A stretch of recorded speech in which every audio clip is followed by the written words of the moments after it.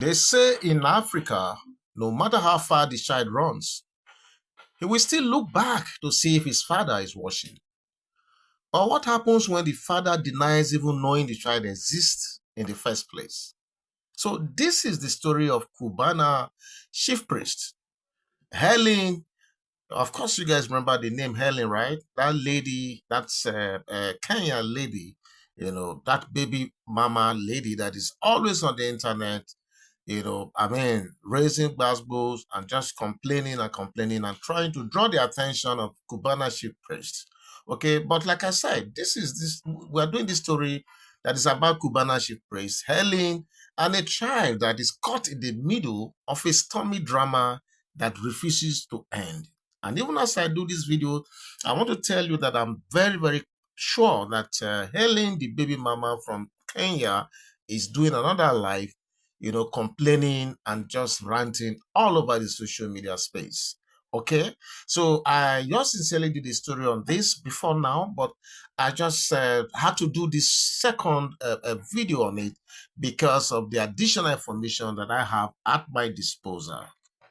Okay, so Cubana chief priest recently said, if you feel you have a child for me and you feel the best way to get at me, okay, if you have my child, he went on, you have diamonds in your hands. Well, I don't know about diamonds, but that was what he said. He said, if you have a child for me, you have diamonds in your hands. So why are you using the child to fight me? Looking at this statement, it looks like, okay, maybe Helen, started all this drama. Just woke up one day and started ranting.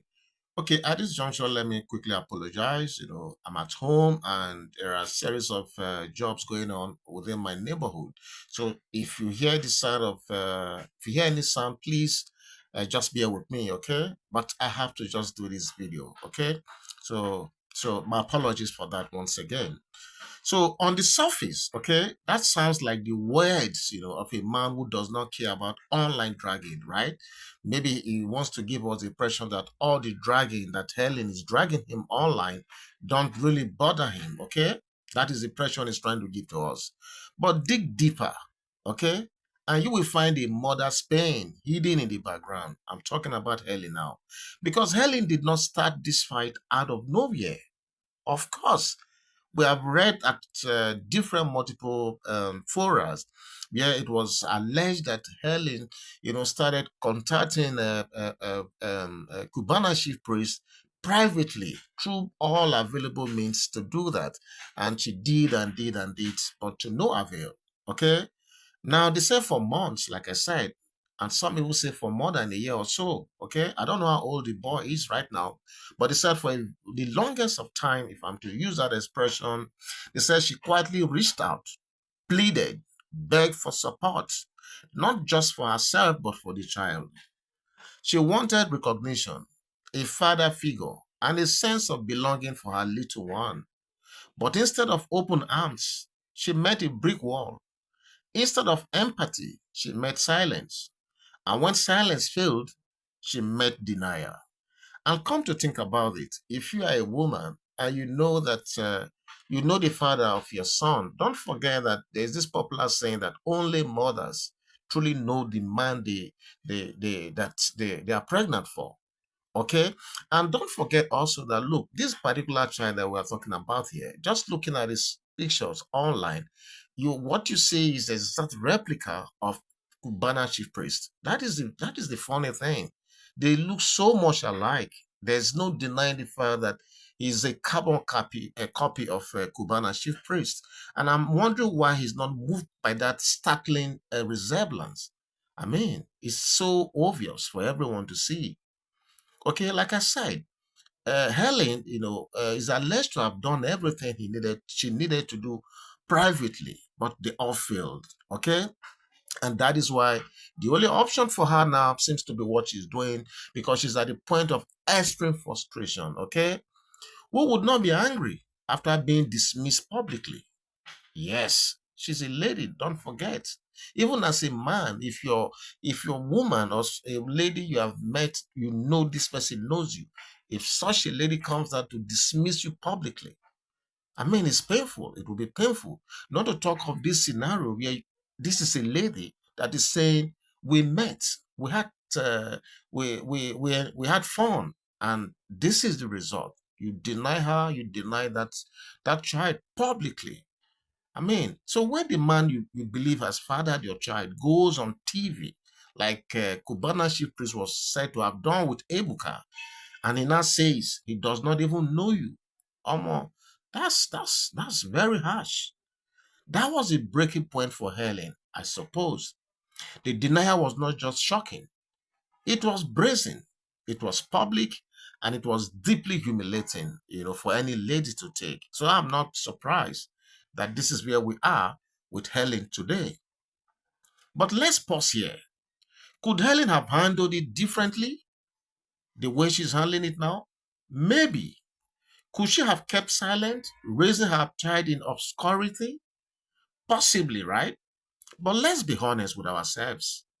How many mothers can carry the burden alone when the father is alive, wealthy, and celebrated everywhere? Because this is the case with Cubana chief priest. Cubana chief priest is a big man. He's well celebrated. He's known all over the place.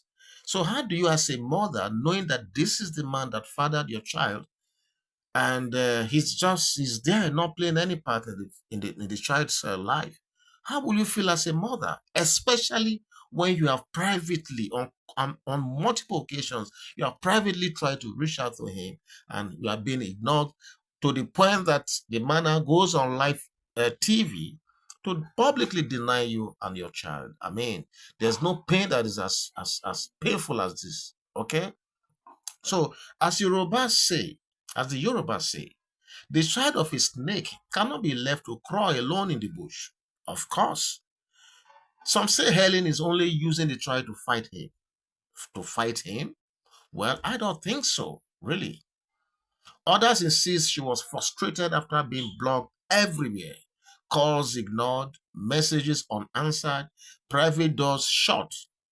What happens to a woman in that situation, if I may ask? She screams, she cries out, she runs to the only courtroom left to her, the court of public opinion. And I guess that is why every day she's ranting and ranting and ranting. And she will continue to do all of this as long as Cubana chief priests continue to ignore her.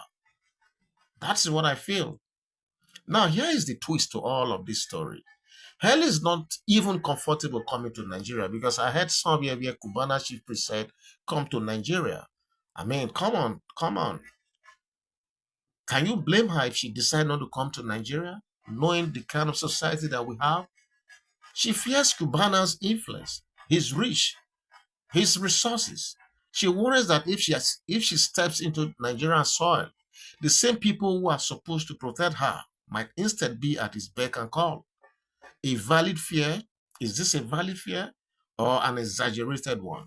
That's for you to decide. But my people, we all are Nigerians. We know these things.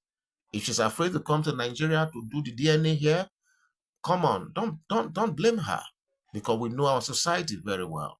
Okay, and how, especially how the big man syndrome works with our institutions in Nigeria. But one truth remains, my people. In all of this back and forth with Helen and Cubana chief priest, in all of these Gbas Gbos, there is a child at the center. Yes, we must not forget this. An innocent child. A child who did not beg to be born. A child who by tomorrow will grow up, open the internet, and see all of this scattered across headlines and hashtags. Will he smile with pride or cry in shame? Of course, you already know. This is where science should step in.